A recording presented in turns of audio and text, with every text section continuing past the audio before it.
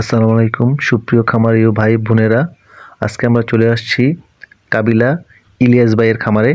আজকে আমরা জানানোর চেষ্টা করব নতুন মুরগি খামার করতে যা যা জানানো দরকার সেই সব বিষয়গুলো নিয়ে আমরা আজকে জানবো। কতগুলো মুরগি আছে এখানে? কতগুলো মুরগি আছে? 2000 না? দুইটা সেটাই না? এগুলো খাবার দাবার কি কয় বেলা খাবার দেন এগুলা? 2 বেলা। হ্যাঁ, ম্যানুয়াল পানি কি আপনার হাতে ম্যানুয়ালে দেন না? কি নাম আপনার? সুজন। কতদিন ধরে আছেন খামারে? হ্যাঁ, 5 বছর ধরে আছেন এই খামারে না? এটা এই যে সাদা ডিমটা, এটা কি আলাদা জাত না? হ্যাঁ, সাদা ডিমটা কি একটু বড় হয় নাকি? বড় হয়, নরম। হ্যাঁ, লাল থেকে সাদা মুরগি ভালো। মুরগির খাঁচা ধরন হচ্ছে সেমি ক্লোজড, আর মুরগির ঘরের আয়তন এখান থেকে মানে 2000 মুরগির জন্য আপনার মিনিমাম প্রস্থতে লাগবে 26 ফুট আর দৈর্ঘ্য হবে 82 ফুট। আর বিশেষ করে মুরগি খামার করার জন্য আপনি দক্ষিণমুখী অর্থাৎ পূর্ব পশ্চিমে ঘরটা তৈরি করা প্রয়োজন, যেন উত্তর এবং দক্ষিণের বাতাসটা ফ্রি চলাচল করতে পারে, যে মুরগি খামারের ভিতরে যে লিটারের যে ময়লার দুর্গন্ধটা সেটা যেন একদম পুরা ওপেন থাকে এবং দুর্গন্ধটা চলে যায়। আর একটা জিনিস হচ্ছে মুরগির যে জাত নির্বাচন, আপনার এখানে 2 জাতি রয়েছে, হাইল্যান্ডও রয়েছে সাদাটা এবং সেবারও রয়েছে। আর মুরগির পার্সেন্টেজটা আসলে দেখতে হবে কোন মুরগি কত পার্সেন্ট ডিম পারে। আপনার এই যে হাইল্যান্ড এবং সেবার দুইটাই মোটামুটি বছরে 305 থেকে 315 ডিম পারে। আর মুরগির খামারের যে অবকাঠামোটা অবশ্যই এটা যেহেতু সেমি ক্লোজড, এতে অনেক লাভ হওয়ার ইয়াটাই বেশি, এবং আলো বাতাসটার জন্য আপনার সবসময় কিন্তু একটু বেশি কনসার্ন রাখতে হবে। এবং তাপমাত্রা নিয়ন্ত্রণ করার জন্য উপরে কিন্তু স্প্রিংকলার লাগানো রয়েছে। গরমকালে কিন্তু প্রচুর হিটে কিন্তু মুরগির অনেক সমস্যা এবং মারাও যায়, সো ওইভাবে স্প্রিংকলার লাগানো রয়েছে। এবং শেডটা কিন্তু আপনার সিমেন্টের টিন দেওয়া অবশ্যই প্রয়োজন। আর পাশাপাশি আমি এবার আলোচনা করব হচ্ছে খাদ্য ও পানি ব্যবস্থা। খাদ্যটা আসলে তো বর্তমানে লেয়ার মুরগির খাবার প্যাকেটজাত খাবার পাওয়া যাচ্ছে, আপনার ভালো কোয়ালিটির বিভিন্ন খাবার রয়েছে, এটা আপনারা দিবেন। কিন্তু পানির যে ব্যবস্থাটা, এখানে কিন্তু পানির ব্যবস্থাটা রয়েছে ম্যানুয়াল পদ্ধতিতে, এবং এই যে পাইপের উপরে যে ম্যানুয়াল দিয়ে দিচ্ছে পাইপ দিয়ে।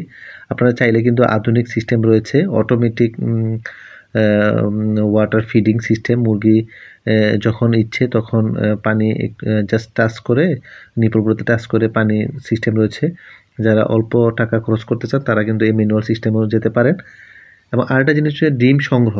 এই যে ডিম সংগ্রহ করতেছে, আসলে ডিম এইভাবে হাতেই সংগ্রহ করতে হবে, কিছু করার নেই এই ম্যানুয়াল পদ্ধতিতে। তবে এখানে শ্রমিক কয়জন রয়েছে আমি জানাই। এই 2000 মুরগির জন্য আপনার 2 জন শ্রমিক ন্যূনতম প্রয়োজন, কারণ এই যে মুরগি সকালবেলা খাবার দেওয়া, পানি দেওয়া, আবার একটু এগুলো পরিষ্কার করা, ডিম ওঠানো, ডিমগুলো নিয়ে রাখা, তারপরে যে লিটারগুলো পরিষ্কার করা, প্রতি সপ্তাহে একদিন লিটারগুলো পরিষ্কার করা প্রয়োজন। আমি মানে ব্যবস্থাপনা এবং কর্মীর কথা বললাম।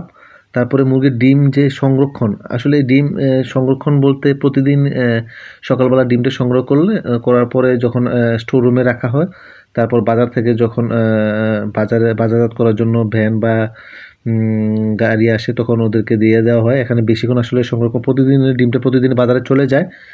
আর ব্যবস্থাপনা আসলে মুরগি বাজারের সাথে এটা আপ ডাউন হয় ডিমের, এই জিনিসটা তেমন কোনো সমস্যা নেই।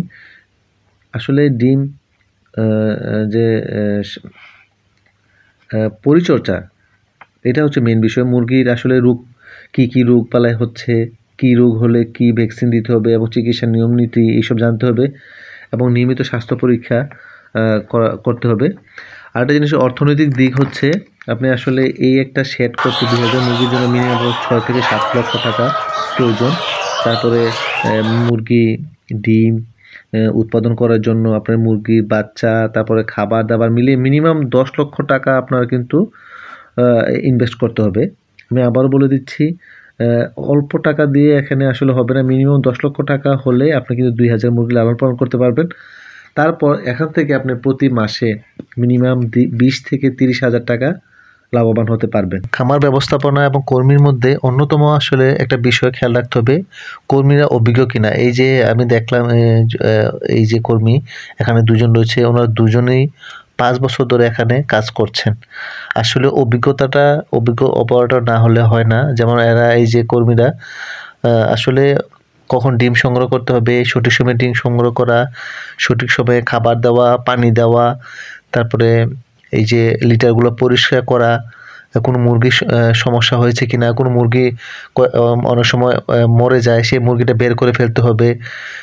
এরকম এই যে প্রতিদিনের যে কাজগুলো, এগুলো যেন সে সঠিক সময়ে এবং খুব সিনসিয়ারলি করে।